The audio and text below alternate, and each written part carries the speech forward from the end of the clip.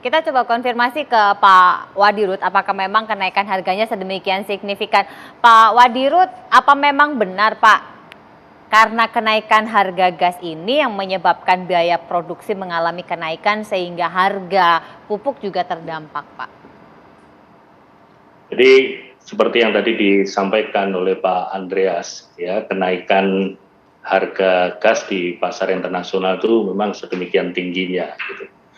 Dan kita tentunya karena memproduksi juga pupuk komersial, harganya kan mengikuti pasar internasional.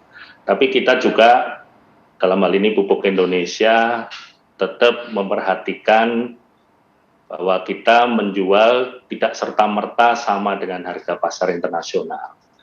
Hari ini mungkin kalau kita bicara urea, gitu, kami barusan saja mendapatkan data terakhir penjualan kita di pasar internasional itu mencapai, harga ureanya bisa mencapai 1.000 US dollar per ton. Atau kalau kita gunakan kurs 10.000 saja kan sudah 14 ribu rupiah itu per kilogramnya. Dan kita masih menjual di level atau di tingkat kios kita, kios non subsidi kita itu jauh di bawah harga pasar internasional. Namun kan kita memang pupuk Indonesia ini kapasitas produksinya total itu adalah 14 juta. Itu terdiri dari urea, NPK, kemudian juga SP36 dan ZA. Dan memang paling besar komposisinya adalah pupuk urea ini. Dan kami tahun 2021 ini mendapatkan tugas untuk menyalurkan pupuk bersubsidi itu kurang lebih sekitar 8, atau 9, sekian juta ton lah. Mendekati 9 juta ton. Artinya kan sisa yang ada itu kita dedikasikan untuk pasar komersial. Dan khusus untuk musim tanam tahun ini, terutama di MT1 ini, kita bahkan sudah mengambil kebijakan untuk tidak melakukan penjualan ekspor, kita fokus ke pasar dalam negeri. Dan saya rasa kalau kita bicara tentang kebutuhan pupuk di dalam negeri, itu juga jumlahnya cukup besar. Dan 14 juta ini rasanya juga tidak bisa memenuhi kebutuhan pupuk semuanya di dalam negeri. Ya. Kira-kira gitu. Sebenarnya kebutuhan pupuknya berapa besar sih Pak Andreas? Iya, kalau untuk padi ya Mbak ya, untuk padi kan sekarang ini sekitar penggunaannya sekitar ya total sekitar 7-8 juta ton ya, itu total pupuk ya. Padi sekitar 2 kalinya kebutuhannya kalau untuk padi. Berarti 14? Ya, sekitar 14 juta ton juga. Untuk itu baru saya kira padi? Iya, belum tebu, belum yang lainnya. Belum yang lainnya. Kalau total betul. catatan teman-teman di IPB? Per tahun? Kalau kami tidak sempat kalau menghitung kebutuhan yang lain ya Mbak ya, tapi kalau untuk padi dengan luasan 7,4 juta hektar dan itu kan dengan indeks pertanaman sekitar 1,4 lah sekarang ini, ya sekitar itu kebutuhannya. 14. Jadi kalau tebu berapa Pak? Kalau tebu ini luasan tebu kurang lebih 410 sampai 420. Kalau rata-rata ya average ya, ada yang tanah membutuhkan 1,5 ton, ada yang 8, ada yang 6 kuintal, ya rata-rata kalau dikalikan itu ya sekitar 400.000. Banyak juga kecil ya. Cuma sebetulnya kalau kita sih bukan urea, ZA. Jadi ZA kita ini, tebu ini lebih banyak ZA. Ya, betul gitu. Dan ini yang susah ini memang betul. Kita ini kan tahunnya di petani ini, ngitungnya ini kenapa naiknya sebegitu banyak. Saya curiga ini ada, ya kalau dulu mainannya itu maaf ya, kita duga pupuk subsidi dijual harga subsidi oleh pemain gelap lah gitu. Kalau kita ini justru sekarang ini, ya pupuk non subsidi ini mestinya juga harus dipantau bener nggak ini sampai di tangan petani tepat waktu juga. Saya khawatir ini juga ada yang menghambat-hambat di sana untuk cari untung. Nah, macet di tengah jalan. Iya. Macet juga atau belok ke sana kemari, ini saya curiga. Mungkin pupuknya sedang bersembunyi di suatu tempat yang nyaman. Untuk non subsidi ada ketakutan lagi. Non subsidi ini kan tidak ada harga yang pasti. Mengikuti tadi disampaikan Pak Wadirut, mengikuti tren kenaikan harga dunia juga, harga bahan pendukungnya. Pengecer di bawah ini takut. Sekarang nih beli banyak-banyak kulaan kan itu harus beli cash. Nanti saya belinya sekarang 5.000 ya kalau laku besok tiba-tiba turun. Ya. Saya beli 10.000, 11.000 khusus untuk urea. Tiba-tiba besok ada turun lagi. Kan harganya berkelok-kelok naik turun. Dan harusnya di situ pun itu ada kebijakan diatur lah kalau untuk petani kita. Kita ini kan mau ngomong-ngomong mau swasembada. Udah pupuknya mahal, harganya kita ditekan. Nah kalau kita boleh nuntut juga perkara harga. Kalau pupuknya udah bebas begitu, kalau kita nggak boleh nuntut pupuk subsidi, udah harga kita ini baru kali ini kok ada HET. Kita itu petani mestinya harusnya itu dibela melalui HPP. Jadi harga pokok penjualan, di mana harga produk kita itu tidak boleh jatuh di bawah itu. Sekarang mulai tahun 2016 ini kan kita ada HET dan baru di tahun 2016 sampai sekarang ada itu. Dulu nggak ada. Sebenarnya kami juga sudah mengundang Kementerian Pertanian untuk sama-sama berdiskusi di sini agar pupuk subsidi yang kemudian dialokasikan yang jumlahnya persentasenya semakin turun itu paling tidak bisa tepat sasaran. Betul. Dan tidak kemudian terhambat sehingga terlambat yang tadi dikhawatirkan mengganggu proses penanaman itu tadi. Nah, apakah kemudian DPR melihat kondisi ini? Pak Andreas ada yang mau ditambahin dulu sebelum ke DPR? Ya, sebenarnya ya kami berdua menyayangkan juga teman dari Kementerian Pertanian tidak ada yang mewakili ini. Karena kami berdua ini kan menyuarakan sedulur-sedulur tani kami ya. Kalau Pak Mitro menyuarakan petani-petani tebu, kami punya jaringan di petani-petani padi. Kan. Dan itu kami ingin menyampaikan keluhan sebenarnya. Tadi betul yang disampaikan Pak Mitro, kalau untuk padi Mbak, sudah sejak tahun 2019 sampai sekarang harganya itu terus-menerus mengalami penurunan.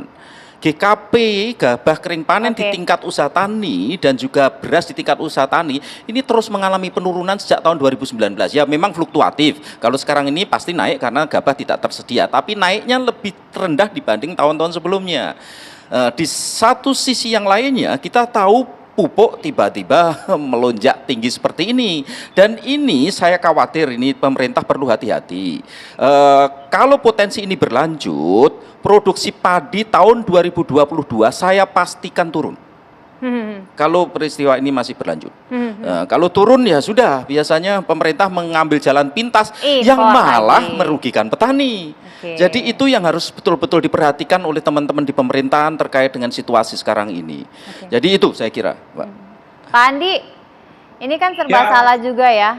Padahal tadi kalau dari langkah dari Pupuk Indonesia sengaja tidak mengekspor untuk menjaga agar ketersediaannya ini ada, supaya petani yang butuh itu bisa tersedia pupuknya.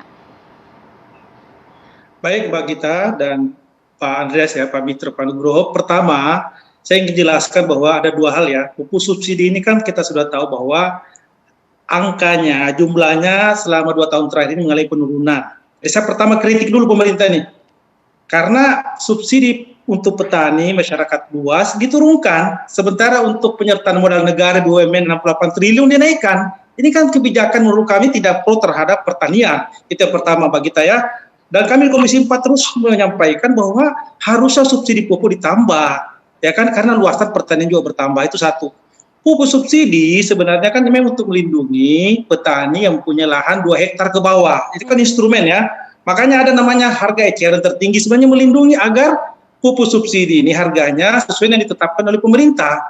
Jadi sebenarnya aturannya sudah benar Mbak Gita, tapi dalam pelaksanaannya ini banyak sekali masalah.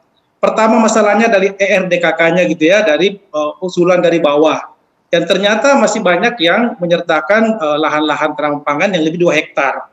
Sehingga yang diusulkan ke Kementerian Pertanian kebutuhannya sampai 24 juta ton. Ya sementara negara hanya bisa menyiapkan hanya 7,5 juta ton.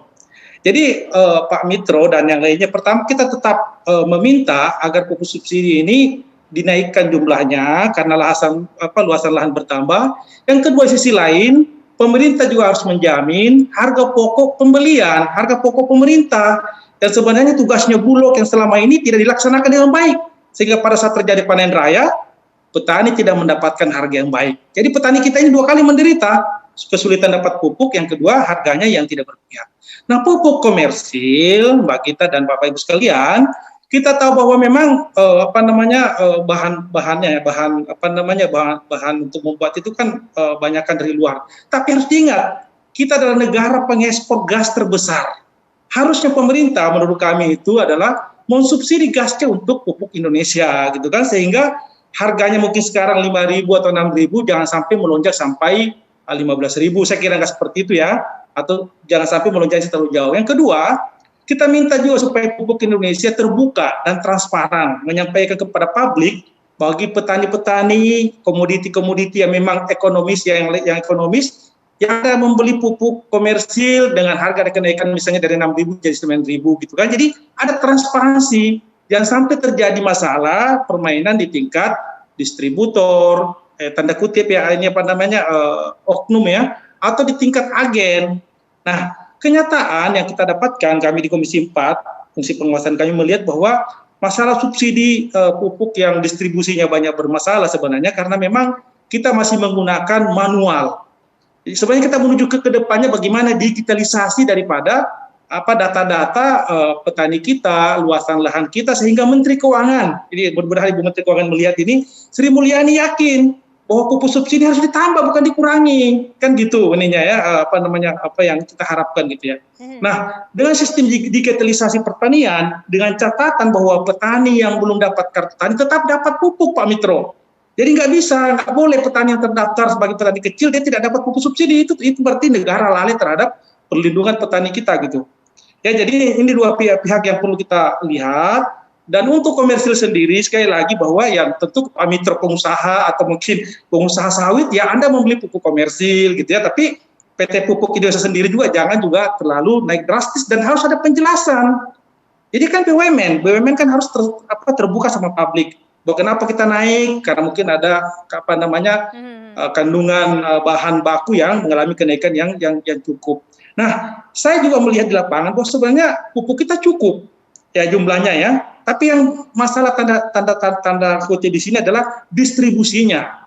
Nah, kami mengusulkan sebenarnya Pak Andreas ya dari PB bahwa harusnya agen diperbanyak, kemudian badan usaha milik desa, BUMDes ini diberdayakan, ya kan, sehingga terjadi transparansi sebenarnya pupuk yang masuk satu desa itu berapa dan kemana larinya gitu. Tidak seperti sekarang ini banyak pupuk yang pindah antar kecamatan, antar kabupaten, bahkan mungkin antar provinsi juga. Ya kan, sampai lagi masalah adanya pupuk-pupuk palsu yang tentu yang banyak beredar juga seperti itu Mbak Gita.